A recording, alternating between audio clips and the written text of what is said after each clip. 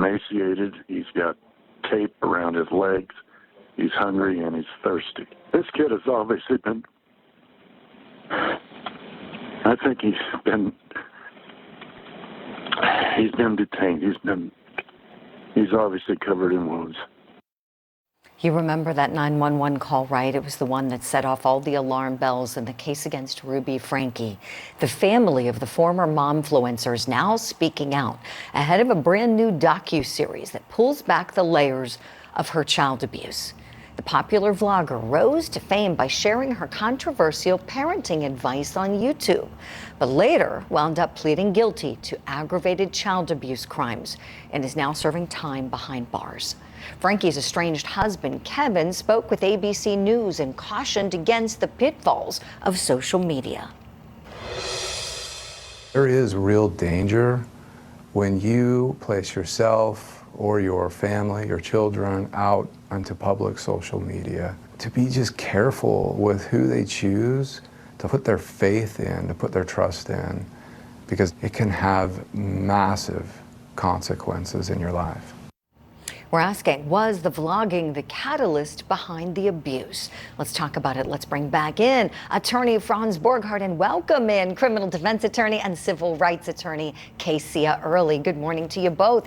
Kesia, let's start with you, please. What do you think about it? Could the blogging have been a catalyst, or do you think this was something always going on before the filming started?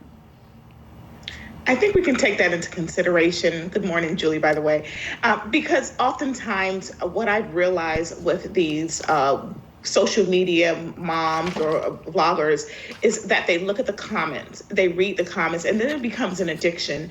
And in this case, we know that Ruby Franke, she was rooted with these strongly held religious beliefs, excuse me, and she created this perfect persona on social media. But we know behind closed doors, there was starvation, solitary confinement with her children, abuse. And thankfully, the son was brave enough to not only escape, but to secure help needed for himself as well as his siblings.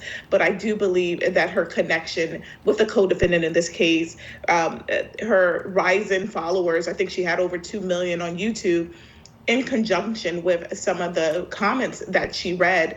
And I believe that that was her guidance to create more content, which ultimately led to her downfall. Right. Great point. I've got a clip of her in the courtroom. This is where she's addressing her crimes.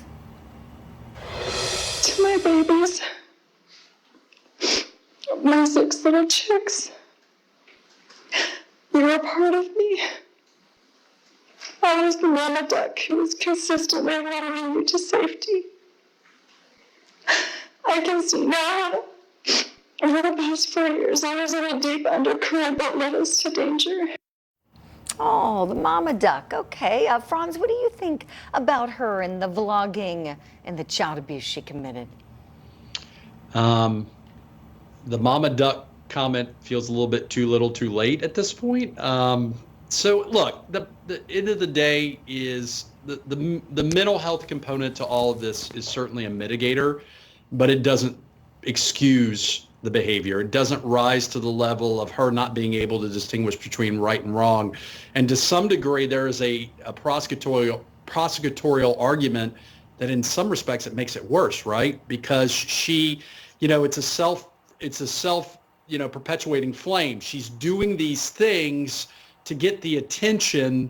So I don't like I got a lot of attention defense, and the comments made me, it doesn't work well for me, and I don't think it's going to work well for anybody. So I think she's going to have to pay her debt to society, as she should, because we need to discourage this kind of behavior in exchange for attention and fame. Yeah, great points. She makes me sick, this lady. So Kevin and Chad, the former couple's oldest son, aren't the only Franke family members speaking out about Ruby and her good buddy Jody Hildebrand, also in prison. Sherry Franke is also telling her side of her story in a new memoir. So she is Ruby's oldest daughter. She sat down with ABC News to talk about the abuse that she suffered at the hands of her mother and what she thought of the strange relationship between Ruby and Jody. Take a listen. Sometimes I'll like see myself in the mirror and I'm like, oh my gosh, like I look like her or I sound like her, but I don't want to be anything like her. What was that relationship between the two of them? Ruby tried to be secretive about it, and so like I don't know all the details, but just the vibes that I was getting was that something was strange between them. Yeah, it was weird for sure.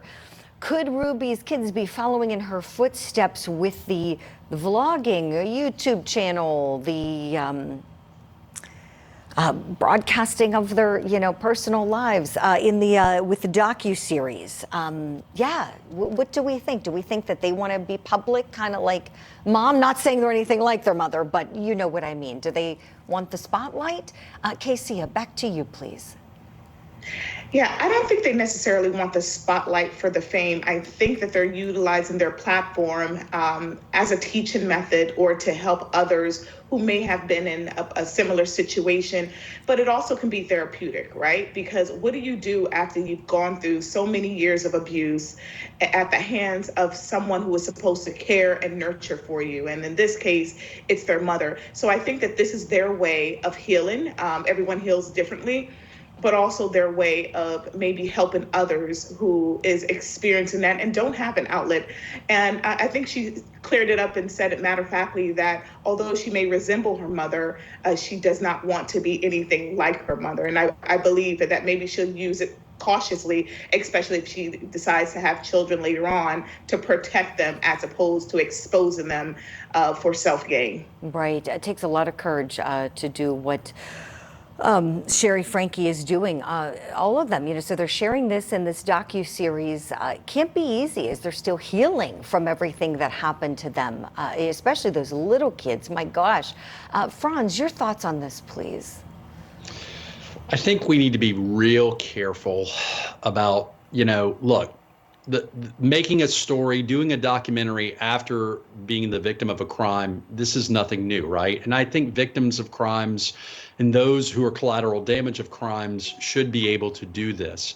In the same breath, we have a lot of laws that prohibit those people convicted of crimes from profiting off of their crimes. And we have a delicate balance here of, and look, I agree.